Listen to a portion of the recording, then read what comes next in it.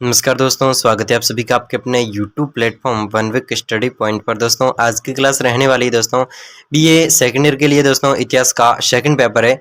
विश्व का इतिहास 15वीं शताब्दी से 1945 ईस्वी तक। दोस्तों जयनारायण व्यास विश्वविद्यालय जोधपुर की ओर से प्रकाशित दोस्तों न्यू एडिशन सीरीज है। तो दोस्तों आप अंत तक बने रहिएगा। दोस्तों अति इंपॉर्टेंट सवालों पर डिस्कशन करने वाले। वैसे हमारी ये क्लास रेगुलर लगती है दोस्तों। हमने वैसे आज की क्लास में तो सेकंड पेपर पर अध्ययन करने वाले और कुछ क्लासेस सेकंड पेपर की हो भी चुकी है। तो दोस्तों अगर आपने वो अटेंड नहीं की है तो वैसे अटेंड कर लीजिएगा। और अब अगर आपने वो महाभारत एक क्लास रिकॉर्ड हुई पड़ी है, लगभग 1 घंटे की क्लास है, तो दोस्तों आप उस क्लास को जरूर अटेंड कीजिए। फर्स्ट पेपर की क्लास है, इतिहास के फर्स्ट पेपर की, तो उस पर आप जरूर जाइएगा और देखिएगा दोस्तों। तो चलिए कुछ अति लघुतरात्मक प्रश्नों में से इंपॉर्टेंट सवाल है, उन पर डिस्कशन करते हैं। तो चले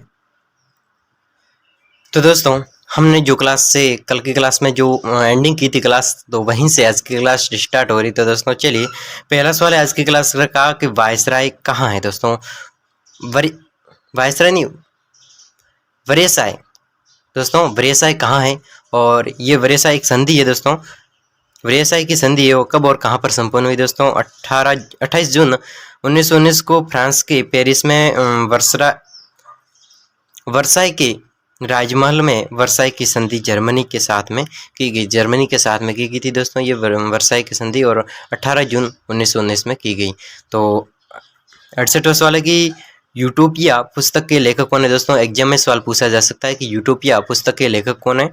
तो टॉमस मूर इंग्लैंड ने यूटोपिया नामक ग्रंथ की या फिर पुस्तक की रचना की। दोस्तों इस यूटोपिया नामक ग्रंथ या फिर पुस्तक की रचना है वो टॉमस मूर के द्वारा की गई, और ये इंग्लैंड के थे। ठीक है, तो चलिए 69वें सवाल की ओर एग्जाम की दृष्टि से इंपॉर्टेंट सवाल है कि इग्नेशियम लायाला कौन था। इग्नेशियम लायाला कौन था, उसने किस संगठन की स्थापना की। इग्नेशियम लायाला कौन था और उसने किस संगठन की स्थापना की। तो इग्नेशियम लायाला स्पेन निवासी था। कहाँ का, इसके नाम आपके एग्जाम में दोस्तों आपने जो सिलेबस अगर पढ़ा है तो आपने जरूर इसका नाम सुना होगा कि जो इग्नेशियम लायाना कौन था और उसने किस संगठन की स्थापना की। दोस्तों सिलेबस ने अगर आप कॉलेज रेगुलर अटेंड किए तो आपने जरूर सुना होगा, लेकिन अगर सिलेबस पढ़ा है तो आप जरूर इसके बारे में जानते भी होंगे कि कौन था।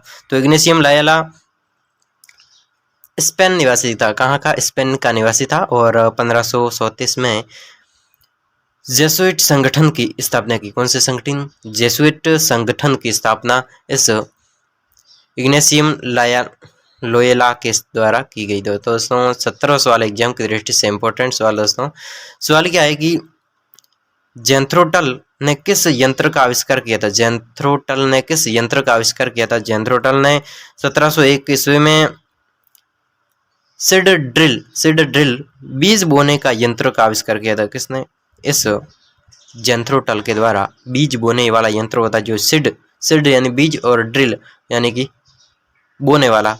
सीड ड्रिल बीज बोने वाला, तो ये बीज बोने की जो ये मशीन होती है उसका आविष्कार जेंथ्रोटल के द्वारा किया गया। ठीक है, तो 71वां सवाल है दोस्तों कि चतुर्राष्ट्रीय मैत्री में कौन से राष्ट्र सम्मिलित थे। चतुर्राष्ट्रीय मैत्री में कौन से राष्ट्र सम्मिलित थे दोस्तों।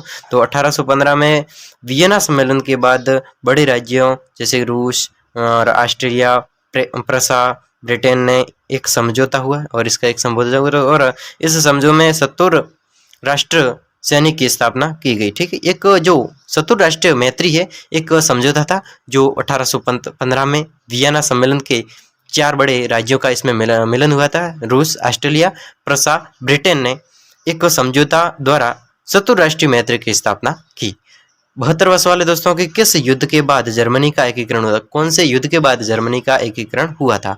तो सेडान के युद्ध के बाद में, कौन से सेडान के युद्ध के बाद में जर्मनी का एकीकरण हुआ था, और 1870 ईस्वी के बाद में जर्मनी का एकीकरण पूर्ण हुआ था।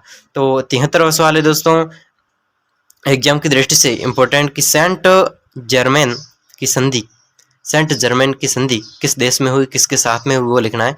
तो सेंट जर्मेन की संधि वो 10 सितंबर 1919 को ऑस्ट्रेलिया के साथ में सेंट जर्मेन की संधि की गई। सेंट जर्मेन की संधि 10 सितंबर 1919 में ऑस्ट्रेलिया के साथ में सेंट जर्मेन की संधि की गई। इस संधि की मुख्य बात ऑस्ट्रिया हंगरी के पुराने विशाल साम्राज्य का विभाजन करना। विभाजन में हिस्सा मांगने वाले 5 देशों, कौन कौन से देश है? 5 देश है दोस्तों।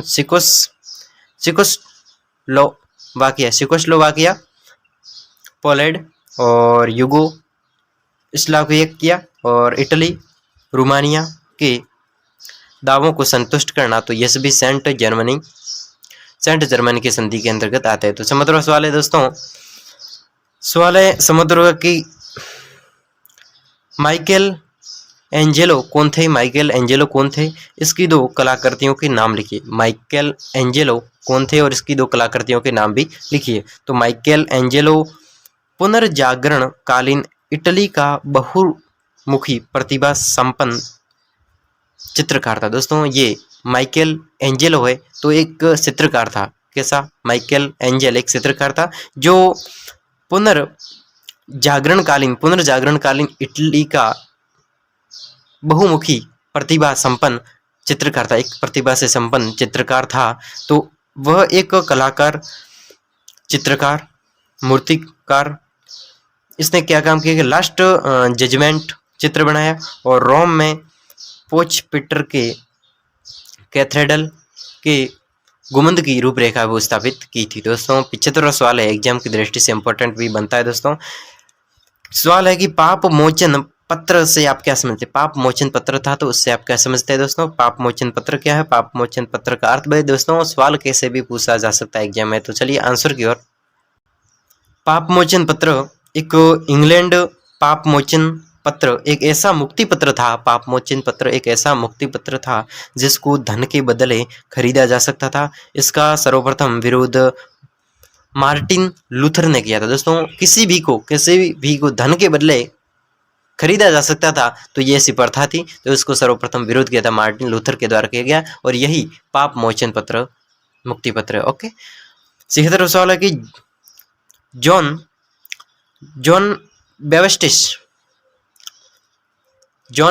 बैप्टिस्ट कॉलबर्ट कौन था? जॉन बैप्टिस्ट कॉलबर्ट कौन था? उसके वाणिज्यवाद को किस नाम से जाना गया? तो जॉन बैप्टिस्ट कॉलबर्ट फ्रांस के वित्त मंत्री थे। कालांतर में वाणिज्यवाद को इन्हीं नाम पर कॉलबर्टवाद के नाम से जाना गया था। ठीक है 17वां सवाल है कि तृतीय एस्टेट से क्या आशय? तृतीय एस्टेट से क्या आशय है? तो तृतीय जो एस्टेट है तो ये जनरल 3 सदनों वाली फ्रांसीसी संस्था थी। जनरल 3 संसदों वाली ये संस्था थी। ठीक है और प्रथम कुलीन श्रेणी का सदन, द्वितीय पादरियों का सदन, तृतीय साधारण सदन था और जिसमें जनसाधारण सदस्य होते थे। 78वां सवाल है दोस्तों, एग्जाम की दृष्टि से इंपॉर्टेंट कि द्विगुट संधि कब स्थापित हुई? दोस्तों द्विगुट संधि कब हुई और इसमें कौन से देश सम्मिलित है द्विगुट संधि में? तो द्विगुट संधि है वो 1904 में। दोस्तों कब द्विगुट संधि 1904 में हुई थी और इंग्लैंड और इसमें फ्रांस से वो सम्मिलित है। दोस्तों 79वां सवाल कि प्रतिवादात्मक धर्म सुधार आंदोलन के विषय में आप क्या जानते हैं? प्रतिवादात्मक धर्म सुधार आंदोलन से आप क्या जानते हैं? तो कैथोलिक चर्च में आवश्यक सुधार लाने के लिए कैथोलिक द्वारा किए गए सुधारों को प्रतिवादात्मक धर्म सुधार आंदोलन के नाम से भी जाना जाता है। इस कैथोलिक जो चर्च में आवश्यक सुधार लाने के लिए कैथोलिक द्वारा किए गए सुधारों को प्रतिवादात्मक धर्म सुधार आंदोलन के नाम से भी जाना जाता है। दोस्तों 25वां सवाल है दोस्तों, आपके एग्जाम की दृष्टि से इंपॉर्टेंट है कि कृषि क्रांति क्या है? और कृषि क्रांति के बारे में हम लिखे तो क्या लिखेंगे? कृषि के क्षेत्र में वैज्ञानिक तरीकों और कृषि उपयोगी मशीनों के आविष्कार द्वारा कृषि क्षेत्र में क्रांतिकारी में बदलाव की जो कृषि है उसे कृषि क्रांति के नाम से, यानी कि कृषि में एक नवीन टेक्नोलॉजी के हिसाब से मशीनों का प्रयोग करना और वैज्ञानिक दृष्टिकोण यानी वैज्ञानिक तरीकों से खेती करना और मशीनों का प्रयोग करना, तो ये एक कृषि क्रांति के अंतर्गत आता है। ओके 81वां सवाल है कि बास्तिल के विषय में आप क्या जानते हैं? बास्तिल के विषय में आप क्या जानते हैं? तो बास्तिल फ्रांस का एक प्राचीन किला था। क्या था दोस्तों? यहाँ आप देख रहे हैं ब्रास्तिल, तो ये बास्तिल है वो एक फ्रांस का एक किला था। ठीक है, और इसे एक जेल के रूप में बदल दिया गया था। और 14 जुलाई 1789 को पेरिस की उत्तेजित भीड़ ने इस पर हमला कर अधिकार भी कर लिया था। पेरिस की भीड़ ने इस पर हमला किया और उत्तेजित होकर इस भीड़ ने इस पर हमला कर अधिकार भी प्राप्त कर लिया। तो 82वां सवाल है कि नेपोलियन कोड की किन्हीं दो विशेषताओं पर प्रकाश डाल। नेपोलियन कोड की किन्हीं दो विशेषताओं पर प्रकाश डालना है। फ्रांस में सभी कानूनों की पारस्परिक असंगतियों को दूर करके उन्हें क्रमबद्ध किया था। दोस्तों नेपोलियन कोड की किन्हीं दो विशेषता, नेपोलियन कोड है तो उनकी क्या विशेषता, कौन सी अच्छी बात है उसको लिखना है। तो नेपोलियन कोड है वो फ्रांस में सभी कानूनों की पारंपरिक असंगतियों को दूर करके, जो फ्रांस के सभी कानून है उसको भी पारंपरिक यानी पहले से चली आ रही जो भी नियम है, जो भी कानून है उसको, उसकी जो असंगतियों को दूर करके उन्हें क्रमबद्ध किया गया है। तो ये एक नेपोलियन की विशेषता है, नेपोलियन कोड की। और नेपोलियन ने 5 प्रकार के नियम, विधान, नागरिक नियम, संपत्ति संबंधी नियम, नागरिक नियम पद्धति, फौजदारी नियम संग्रह और व्यापारिक नियम संग्रह आदि जारी किए। तो दोस्तों 83वां सवाल एग्जाम की दृष्टि से इंपॉर्टेंट बनता है कि प्लोम्बियर्स समझौते से आप क्या समझते हैं। प्लोम्बियर्स समझौते से आप क्या समझते हैं दोस्तों। तो 2 जुलाई 1858 को नेपोलियन तृतीय और काबूल के मध्य संधि को प्लोबियमर्स समझौते के नाम से जानते हैं दोस्तों। तो यहाँ पर प्लोबियमर्स समझौते से आप क्या जानते हैं। तो प्लोबियमर्स समझौता है वो 22 जुलाई 1858 में हुआ, ठीक है। और नेपोलियन तृतीय और काबूल के मध्य संधि का प्लोबियम समझौते के नाम से भी जाना जाता है। तो दोस्तों 84वां सवाल है कि पेरिस शांति सम्मेलन के 4 बड़े कौन थे। दोस्तों जो सम्मेलन पेरिस शांति सम्मेलन, तो उसमें से 4 बड़े लोग कौन थे उसके नाम बताना है। तो आंसर की ओर बढ़ते हैं कि अमेरिकी राष्ट्रपति वुड्रो विल्सन और इंग्लैंड के प्रधानमंत्री लॉर्ड जॉर्ज, फ्रांस के राष्ट्रपति क्लीमेंसो और इटली के ऑरलैंडो, तो ये सभी शामिल थे। 85वां सवाल है दोस्तों कि वर्साई की संधि के विषय में आप क्या समझते हैं। दोस्तों वर्साई की जो संधि है उसमें आप क्या समझते हैं। तो वर्साई की संधि 28 जून 1919 को, दोस्तों हमने ये दोबारा पढ़ लिया कि अब तो याद होना ही चाहिए दोस्तों। वर्साई की संधि 19 जून 1919 में जर्मनी के साथ में की गई और 15 भाग 439 धाराएं और 8000 शब्द थे। इस संधि को मुख्य धाराएं निम्न है। इस संधि की जो मुख्य धारा है वो इस प्रकार है। पहली धारा है प्रादेशिक व्यवस्था संबंधी शर्तें। प्रादेशिक यानी प्रदेश से संबंधी जो व्यवस्था संबंधी शर्तें वो, और जर्मनी के सैनिक शक्ति का विनाश, यानी जर्मनी की जो सैनिक शक्ति है उसका विनाश, और क्षतिपूर्ति संबंधी शर्तें। क्षतिपूर्ति से जो भी क्षति हुई उसकी पूर्ति संबंधी जो शर्तें है तो वो भी इस वर्साई संधि के अंतर्गत आती है, ठीक। कोरफू विवाद क्या था। कोरफू विवाद दोस्तों, यह विवाद इटली और यूनान के मध्य था। दोस्तों ये जो कोरफू विवाद था ये इटली और यूनान के देश के मध्य हुआ था। और 1923 में यूनान की भूमि पर राष्ट्रसंघ द्वारा भेजे गए एक सीमांत उद्योग के इटालियन सदस्य को कुछ उपद्रवी यूनानियों ने मार डाला। इटली के यूनान से क्षतिपूर्ति के लिए जोर दिया। यूनान ने इसे अस्वीकार कर दिया और झगड़ा राष्ट्रसंघ को प्रस्तुत किया, परंतु इटली के परवाह न करते हुए इटली की जहाजी बड़े या यूनानी के कोरफू द्वीप पर बम वर्षा अधिकार जमा दिया। तो दोस्तों 87वें सवाल की ओर आगे बढ़ते हैं। केंद्रीय शक्ति। दोस्तों सवाल बड़ा इंपॉर्टेंट है, एग्जामों में पूछा जा सकता है। आप देख रहे हैं कि केंद्रीय शक्ति क्या है, और ये सवाल ऐसे भी पूछा जा सकता है कि रोम बर्लियन टोक्यो धुरी के विषय में आप क्या जानते हैं। दोस्तों ये केंद्रीय शक्ति के अंतर्गत ही आते हैं। तो ये 26 अक्टूबर 1937 में रोम बर्लियन धुरी का निर्माण हुआ। रोम बर्लियर धुरी का निर्माण 26 अक्टूबर 1937 में हुआ, और आगे से नवंबर 1937 में जापान भी इसी में शामिल हो गया, जिससे रोम बर्लियन टोक्यो धुरी नाम दिया गया या फिर बना। 88वां सवाल है कि साम्यवाद की कोई दो कारण, सामंतवाद के जो कोई दो कारण है, उस दो कारणों को लिखना है कि रोमन साम्राज्य के विघटन काल में पश्चिमी यूरोप में अराजकता और अव्यवस्था का फैलाव, जो उस सामंतवाद है, तो इसके कारण कौन कौन से कि रोमन साम्राज्य विघटन काल में, रोमन साम्राज्य का जब विघटन हो रहा था उस काल में पश्चिमी यूरोप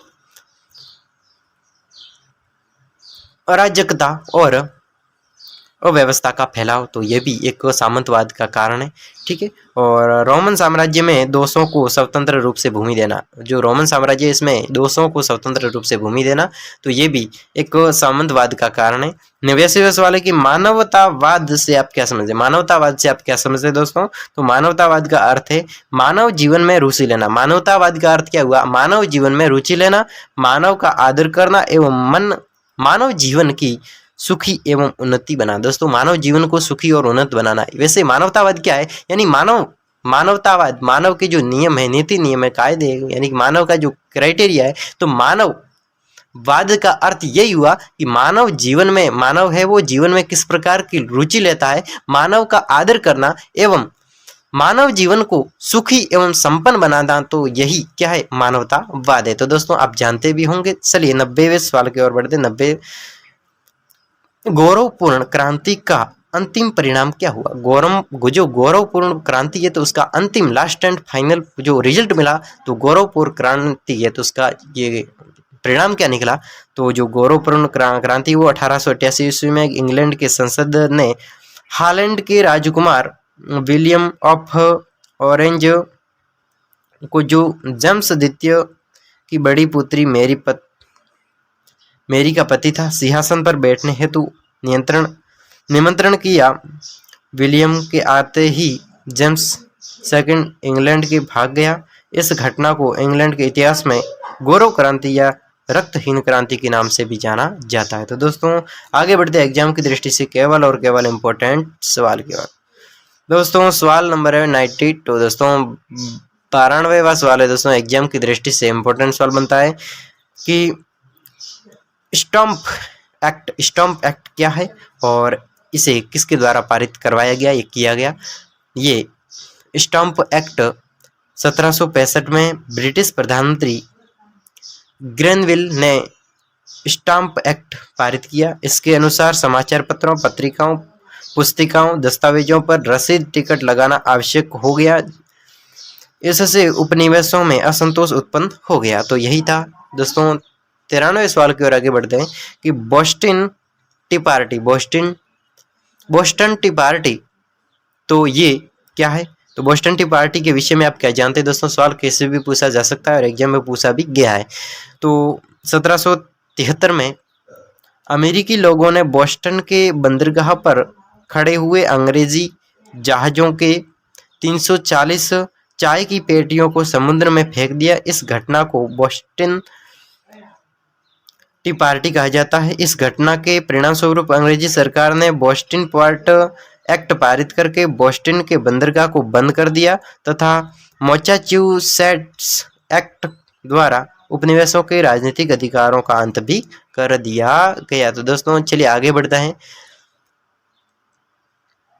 दोस्तों, 94वां सवाल है दोस्तों कि टेनिस कोर्ट की शपथ क्या थी? टेनिस कोर्ट की जो शपथ थी, तो वो क्या थी?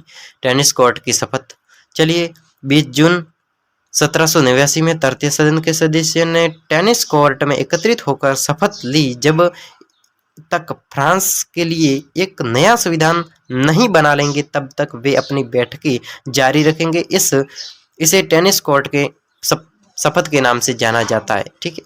95वां सवाल है कि सार्टिस्ट आंदोलन क्या था? दोस्तों, सार्टिस्ट आंदोलन क्या था? सार्टिस्ट आंदोलन इंग्लैंड में राजनीतिक सुधारों के रूप में सामाजिक क्रांति का प्रयत्न था। दोस्तों, ये जो सार्टिस्ट आंदोलन है वो एक इंग्लैंड में राजनीतिक सुधारों के रूप में सामाजिक क्रांति का प्रयत्न था, ठीक है। और इसको उद्देश्य मजदूरों का सर्वतोमुखी विकास करना था।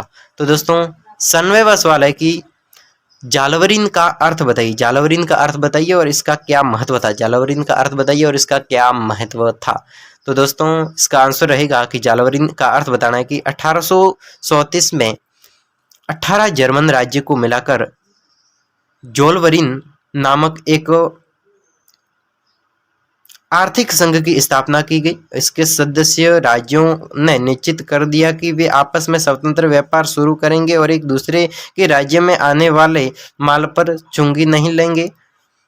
इनसे जर्मनी के एकीकरण में महत्वपूर्ण भूमिका निभाई। दोस्तों 97 वर्ष वाले एग्जाम की दृष्टि से इम्पोर्टेंट दोस्तों कि नवीन साम्राज्यवाद के प्रमुख कारणों को लिखिए। नवीन साम्राज्यवाद क्या है और इस ये क्यों हुआ था? तो नवीन साम्राज्यवाद है वो क्यों हुआ था कि तैयार माल की खपत के लिए उपनिवेशों की आवश्यकता। अब कोई तैयार माल है, एकदम तैयार माल पड़ा है, तो उसकी खपत करनी है, तो उसके लिए उपनिवेशों की जो आवश्यकता है वो नहीं मिल रही थी, तो ये नव साम्राज्यवाद की उत्पत्ति हुई। दूसरा कारण है अति पूंजी को खपाने के लिए उपनिवेशों के अति पूंजी यानी पूंजी ज्यादा हो रही थी, उसको खपाने के लिए जो उपनिवेश हो रहे थे उसको नहीं मिल रहे थे, उसकी आवश्यकता थी, तो ये भी एक नव साम्राज्यवाद का कारण है।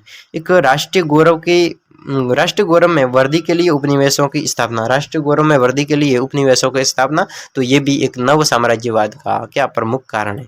तो चलिए दोस्तों आगे बढ़ते हैं एग्जाम की दृष्टि से। केवल और केवल इंपॉर्टेंट सवाल दोस्तों 99वां सवाल है दोस्तों, एग्जाम में पूछा जा सकता है।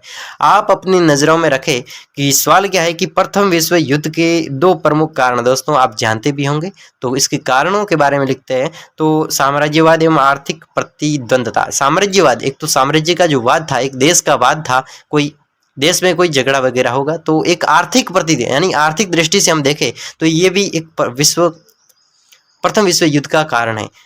सैन्यवाद एवं शस्त्रीकरण, गुप्त संधियों एवं सैनिक गुटबंदियों और अंतर्राष्ट्रीय संस्था का अभाव। अंतर्राष्ट्रीय संस्था का अभाव भी एक प्रथम विश्व युद्ध का कारण बनता है। तो दोस्तों 100वां सवाल है कि प्रथम विश्व युद्ध का तात्कालिक कारण क्या है? प्रथम विश्व युद्ध का जो तात्कालिक कारण है तो वो क्या है? 28 जून 1917 को ऑस्ट्रेलिया के राजकुमार आर्चड्यूक फर्डिनेंड और उसकी पत्नी की हत्या प्रथम विश्व युद्ध का तात्कालिक कारण है। यानी कि एक राजकुमार और उसकी पत्नी दोनों की हत्या करना ही एक प्रथम विश्व युद्ध का तात्कालिक यानी पहला कारण है। 101वां सवाल है कि जर्मनी में नाजीवाद के उद्भव के 2 प्रमुख कारण। नाजीवाद का जो उद्भव, जर्मनी में नाजीवाद का उद्भव क्यों हुआ और इसके कारणों के बारे में लिखना है दोस्तों। तो जर्मनी में नाजीवाद के उद्भव का कारण है, पहला कारण है वायसराय की संधि से जर्मन लोगों में उत्पन्न असंतोष। जो वायसराय की संधि के कारण जर्मन लोग उसमें असंतोष उत्पन्न हुआ, तो ये भी एक जर्मनी में नाजीवाद का उत्पन्न का कारण है। और वाइमर गणतंत्र की असफलता, 1930 ईस्वी में आर्थिक मंदी, जर्मन जनता की सैनिक मनोवृत्ति, तो ये सभी कारण थे इस जर्मनी में नाजीवाद के उद्भव के कारण थे। तो दोस्तों अब हम मिलते हैं अगली क्लास में। तो दोस्तों आप तब तक के लिए अनुमति दीजिए, मैं इसी सवाल से आगे की क्लास स्टार्ट करूंगा जैसे कि आज की है। तो दोस्तों क्लास बड़ी लंबी हो जाएगी, इसलिए मैं आपके लिए छोटी छोटी क्लासें लेता हूं ताकि आप वैसे अटेंड भी कर लो और एक्स्ट्रा तैयारी भी अपने खुद से कर लो। तो दोस्तों तब तक के लिए अनुमति दीजिए। दोस्तों अगर आप चैनल पर पहली बार थे और वीडियो को वॉच कर दिया तो दोस्तों अपने इस प्लेटफॉर्म को सब्सक्राइब जरूर कर लीजिएगा। दोस्तों एकमात्र सीरीज को समर्पित इस संस्थान का दोस्तों आप सभी के सामने यही टारगेट रहता है कि आप जरूर इस चैनल को सब्सक्राइब करें और मैं आप सभी के सामने अधिक से अधिक दोस्तों आपके लिए प्रेरित होकर मैं आप सभी के सामने ये सीरीज कंटेंट वाइज दोस्तों आप सेकंड ईयर के तो दोस्तों थर्ड ईयर में भी मैं आप सभी के सामने इसी प्रकार सीरीज को लेकर आपकी हेल्प में रहता हूं। तो दोस्तों तो आप तब तक के लिए मुझे अनुमति दीजिए, चैनल को सब्सक्राइब और अपने दोस्तों के साथ में शेयर करें। दोस्तों अपने दोस्तों के साथ में जो सहपाठी है, अपना कॉलेज का जो दोस्त है, जिगरी है, उसके साथ में शेयर जरूर करें। तो दोस्तों अब मिलते हैं हम अगली क्लास में, तब तक के लिए बाय बाय।